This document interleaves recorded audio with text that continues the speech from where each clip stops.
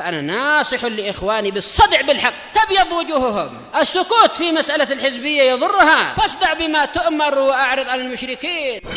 سلامي على دماج ورجالها والشيخ يحيى ودار العلم يا سعد بانيها.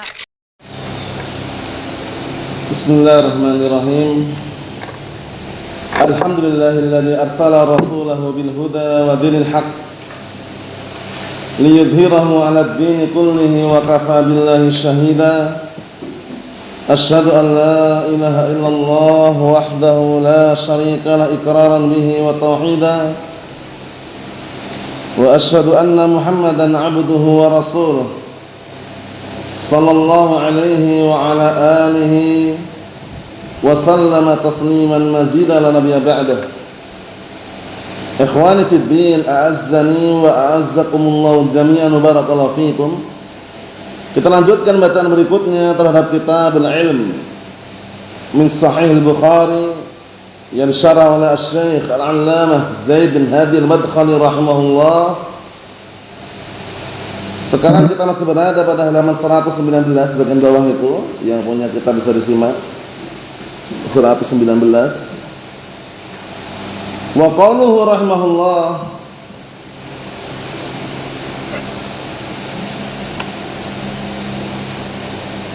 dan ucapan beliau rahimahullah,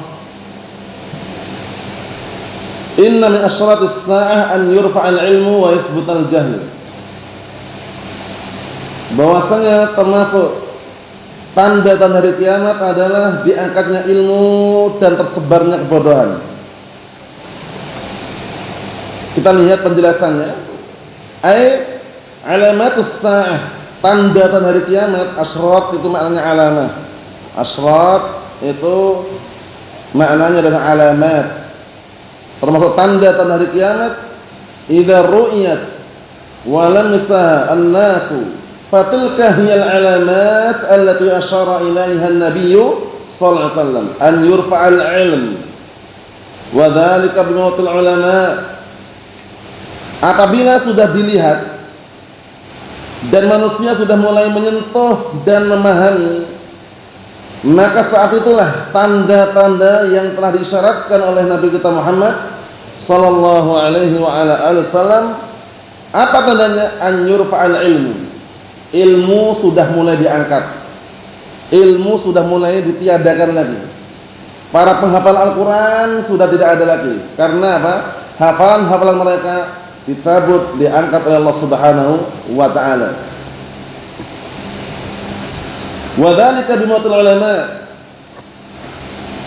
Yang demikian itu di antara cara Allah Taala mencabut ilmu dengan diwafatkannya para ulama. Wa idza rufi'al ilmu, dan apabila ilmu sudah diangkat, sabata mahallahu al-jahlu, maka menempatilah kebodohan di tempatnya. Paham ya? Nah, karena posisinya ilmu sudah diangkat, enggak ada ilmu lagi. Yang menempati posisi ilmu diganti apa? Kebodohan, wal iyad billah. Wal jahlu da'un haddarallahu minhu biqaulil haqq fala takunanna minal jahilin. Sedangkan kebodohan itu adalah penyakit. Kebodohan penyakit loh ya. Kelihatannya enggak nampak, tapi memang bahaya gitu loh. Yang dia hancurkan, yang dia rusak itu mungkin bukan badannya. Badannya bisa jadi orang ini sehat, paham ya, nutrisi, makanan bergizi, sehat dia.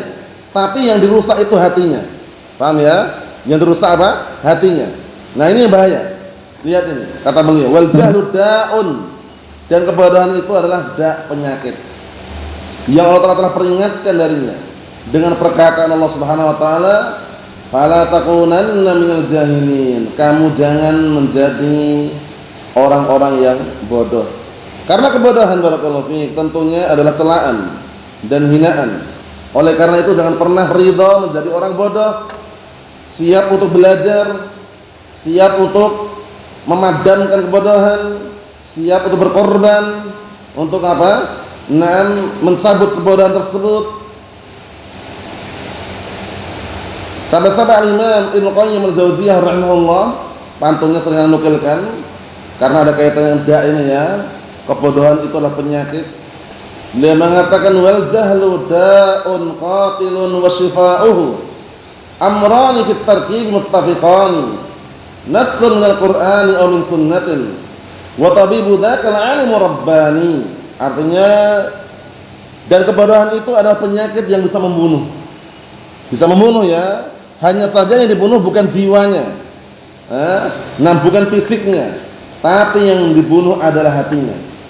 Obatnya dua perkara yang tidak pernah terpisahkan. Apa itu? Al-Quran dan As-Sunnah.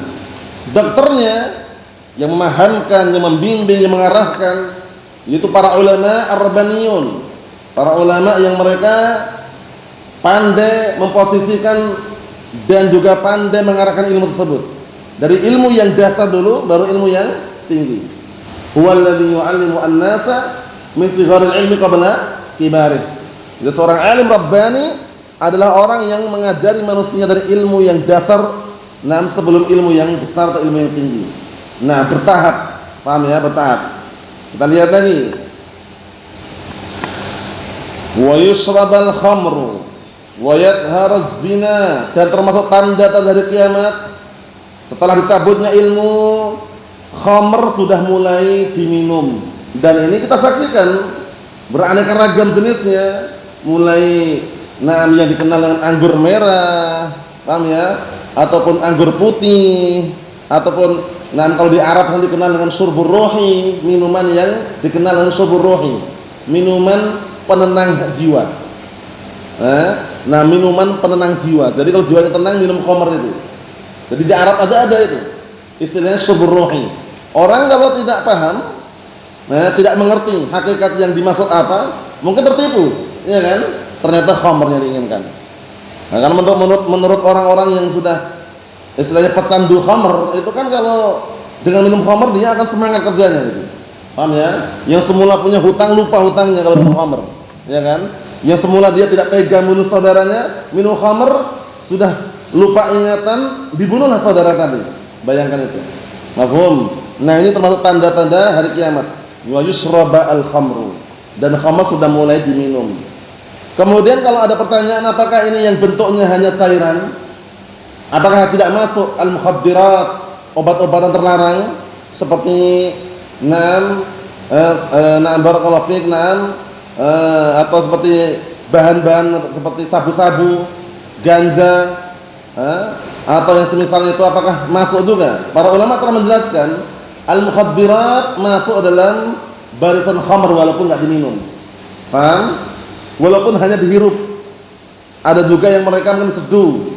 Ada juga yang barakallahu bentuknya kapsul, tablet. Itu masuk dalam kategori khamr selama apa? Yukhamiru al-aql, menutupi akal. Biasanya kalau udah mabuk, ngefly gitu ya, akalnya tertutupi, dia berbicara apapun kadang tidak terkondisikan. Bahkan bunuh saudaranya aja, itu dia tega itu loh. Karena pengaruh daripada khamr tadi. Faham soalnya ya? Kullu muskirin haram. Setiap memabukkan adalah haram. Baik bentuknya cairan, tablet, kapsul, serbuk, atau yang semisalnya. Kita lihat penjelasannya. Wa yadhhara az-zina, dan juga mulai nampak perzinaan. Ini kita saksikan perzinaan bagaimana? Mulai dari modus yang dikenal dengan apa? Nikah kontrak. Paham ya? Nikah mut'ah di tengah-tengah syiar Rafidhah, dan mungkin bukan hanya tengah-tengah syiar Rafidhah saja, mungkin merajalela di tengah-tengah kaum muslimin yang mereka kadang enggak paham syariat gitu loh. Dohirnya pakai mahar kan? Maharnya mahar dengan apa? Dengan kesepakatan kontrak berapa tahun, berapa bulan, berapa pekan, berapa hari, kemudian dia bayar. Padahal uang yang dibayarkan itu bukan mahar. Itu uang perzinaan, uang pelacuran, wal'iyadzubillah. Paham? Dan mulai muncul banyaknya perzinaan. Yatanafasu fussaqun nas fi syurbil khumur wa yusammunaha bi ghairi ismiha. Hati-hati ini.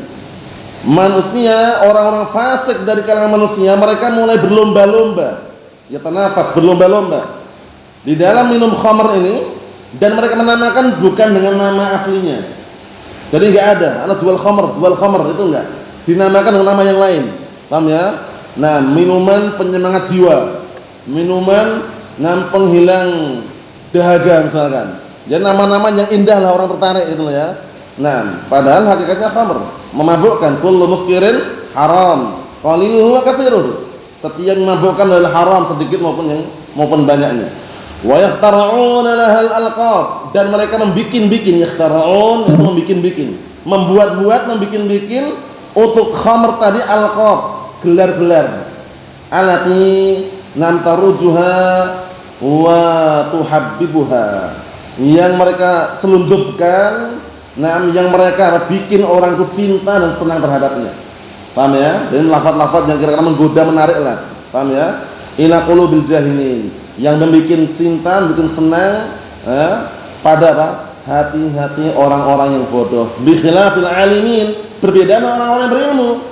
Walaupun dinamakan apapun perbedaan, walaupun namanya beraneka ragam, memabukkan haram, paham orang yang berilmu. Tapi orang yang bodoh, minuman penyejuk hati, minuman penenang jiwa, minuman penyemangat kerja, minuman penghilang dahaga. Orang kalau nggak paham kan tertipu, ya kan? Nah, Allahul musta'an. Kita harus lebih waspada. Fa innahum kullama dhaharatil fitan mazdadu illa basira fi dinihim.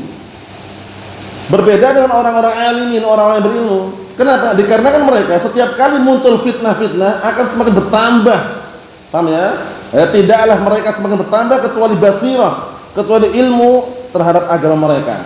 Ini bedanya orang yang berilmu. Makanya ilmu penting atau tidak? Penting. Ilmu itu ibaratnya apa kemarin? Cahaya. Ya kan? Kama huwa ma'lumun annal ilma nurun. Sebagaimana perkara yang sudah diketahui, ilmu itu adalah cahaya. Paham ya? Kemudian juga ketika Imam Syafi'i mengadukan hafalannya kepada Imam Waqi', beliau termasuk nasihatnya, Imam Waqi' mengatakan wa qala alam bi anna al-ilma nurun. Ketahuilah ilmu itu adalah cahaya. Ya kan? Ta'allam falaysa al-mar'u yuladu 'aliman falaysa akhu ilmin kaman huwa jahilu. In sa'altin nasa 'anna wa 'anhum falaysa sawa'an 'alimun wa jahul. Enggak sama. Paham ya? Jadi pentingnya ilmu. Wa hadha 'ala mustawal 'alim.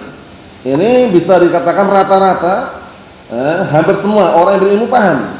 Nah, tidak perlu melihat dari manapun mereka asalnya. La yundar ila iklim muayyan. Nah, barakallahu fi. Tidak perlu melihat iklim tertentu.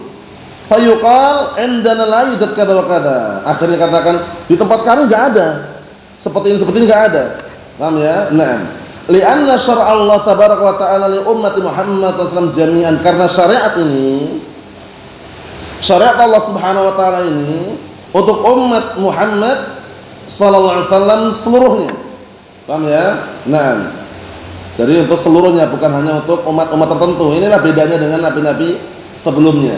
Kata Rasulullah sallallahu alaihi wasallam dalam hadis yang sahih, "Na'am, u'titu khamsan lam yu'tahunna ahadun minal anbiya'i qabli." Aku diberi 5 perkara, yang 5 perkara tersebut tidak diberikan kepada nabi-nabi sebelumku. Di antaranya apa? Wa bu'itsu ilan nasi kafah.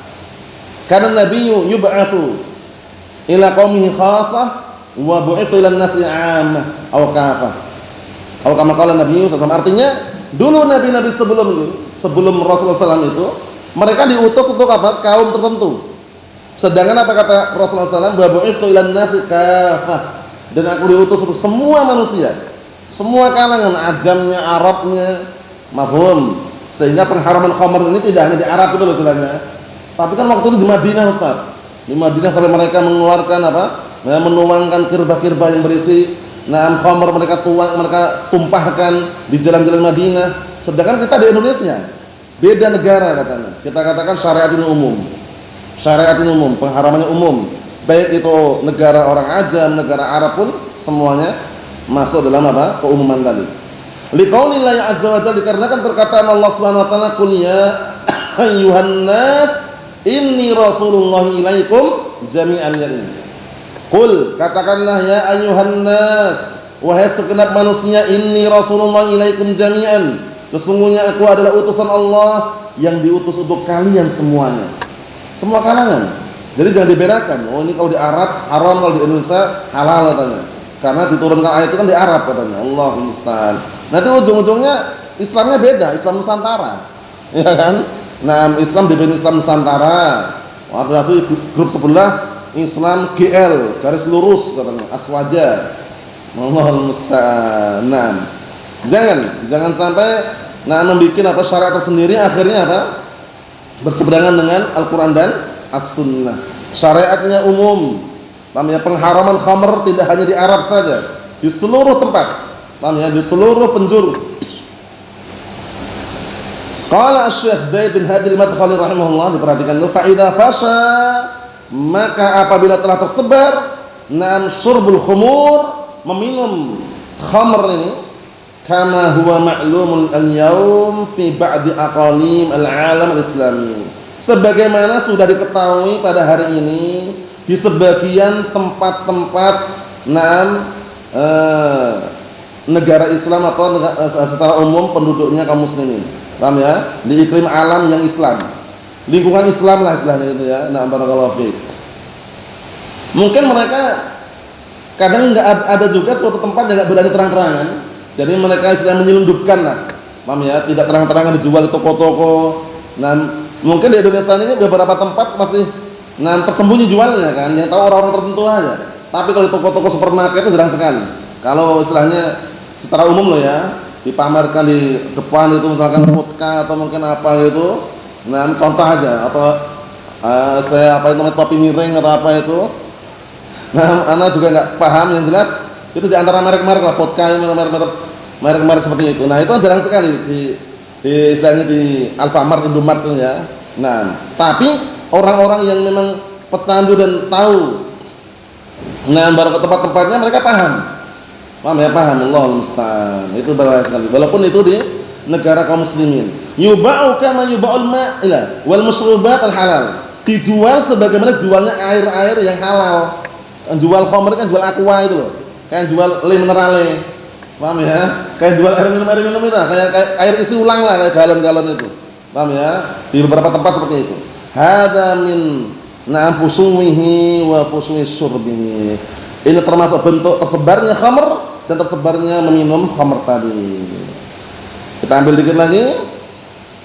Wa fusuz zina, dan tersebarnya perzinaan. Zina ini jangan dipahami pasti zina berhubungan badan, belum tentu juga. Karena perzinaan itu, barakallahu fiik, tahapannya panjang. Yang membenarkan perzinaan yang hakiki adalah berhubungan badan. Tapi proses untuk menuju ke sana, banyak langkah-langkah syaitan yang digunakan syaitan untuk menjebak manusia. Mulai dari melihat, berbicara, chattingan, SMS-an, teleponan, janjian ketemu di alun-alun, barakallahu fiik, itu semua berpotensi ke arah sana. Maksudnya kalau sama lawan jenis dan bukan mahramnya. Bisa dipahami? Itu hati-hati.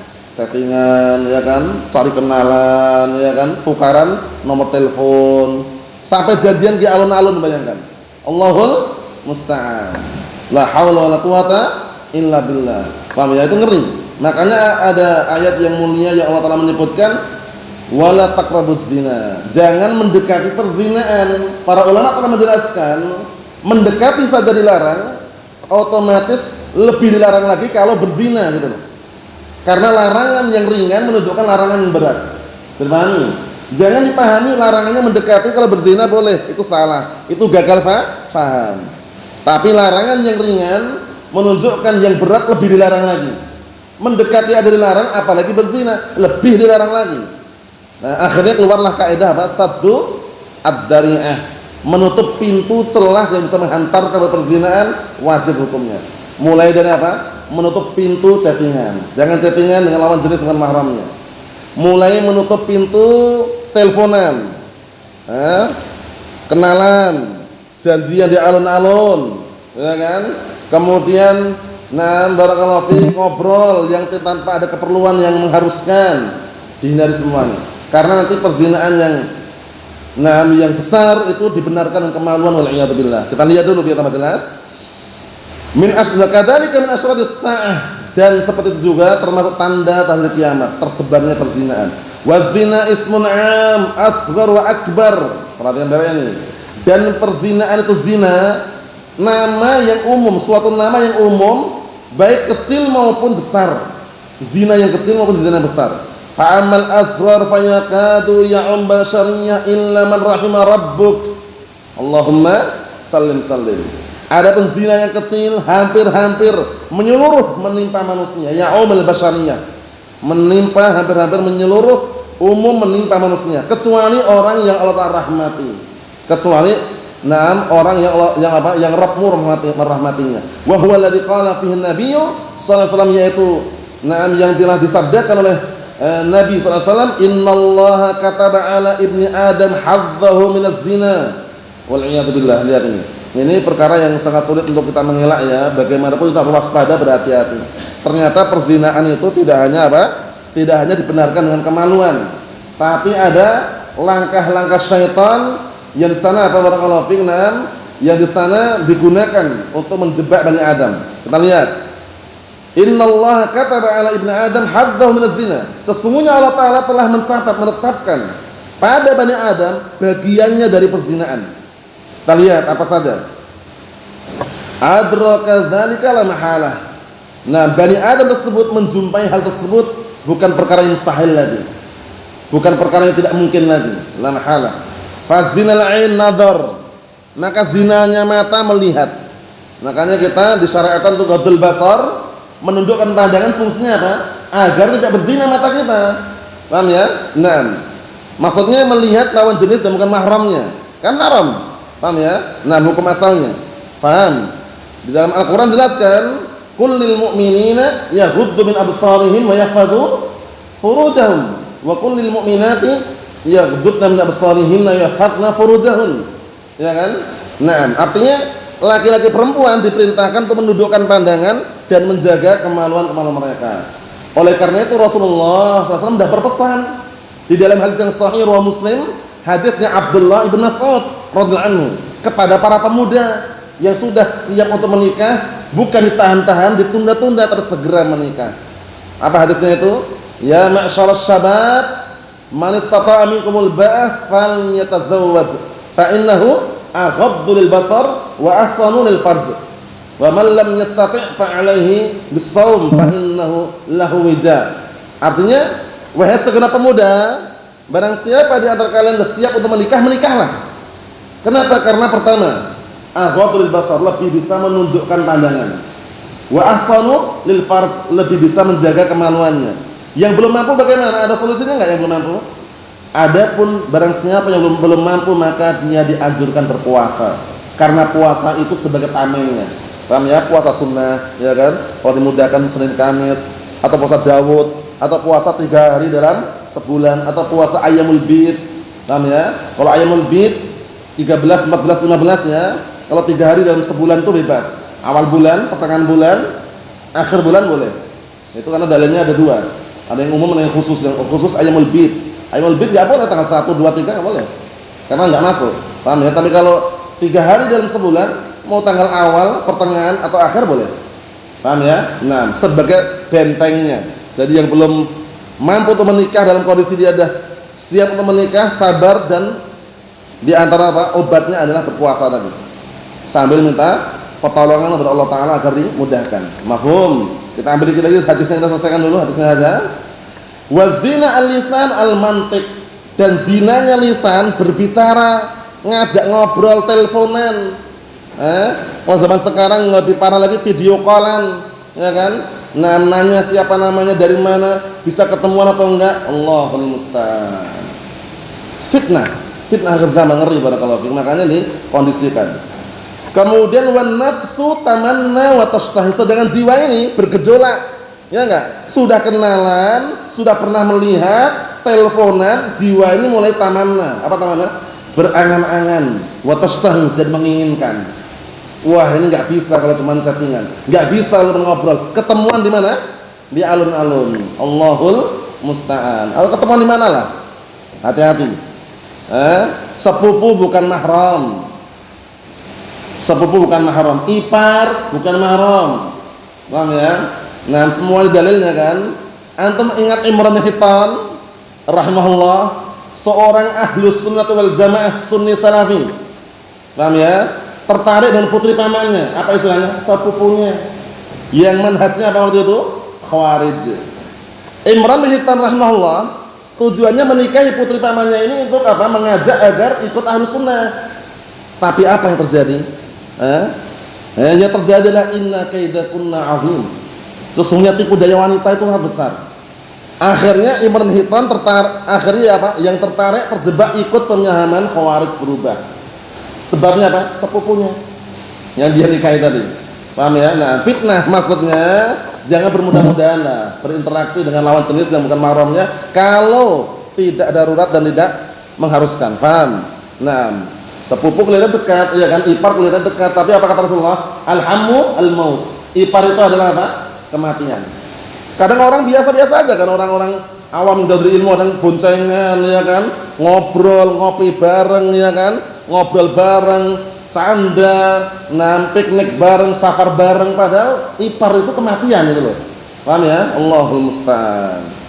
Ya kan? Sudah chattingan, itu sudah pernah melihat, ngobrol walaupun lewat telepon, jiwa ini enggak cukup, bergejolak dia, tamanna, berangan-angan. Ini kayaknya kalau ketemuan cocok ini katanya. Wa tastahi menginginkan, wal farju yusaddiqu dzalika kullah wa yukadzibu. Sedangkan kemaluan itu nantinya akan benarkan itu semuanya atau mendustakannya. Dia kuat, mampu enggak menahan hawa nafsunya. Ngeri loh ini ya. Seperti ini terjadi enggak seperti ini? Terjadi. Awal mulanya berawal dari mata, pandangan mata, turun ke hati. Paham ya? Setelah itu berkeinginan, berangan-angan, sudah chattingan, sudah teleponan, pengen ketemuan. Di saat ketemuan tersebut tinggal satu, bentengnya tinggal satu. Paham ya? Kemaluannya. Dia mendustakan atau membenarkan perzinaan tadi. Wa'iyadzubillah. Allahumma sallim sallim. Naam. Itu yang kita ambil, barakallahu fiik. Yang berikutnya insyaallah kita selesaikan pada pertemuan akan datang. Nasallahu as-salamata wal afiyah walhamdulillahirabbil alamin.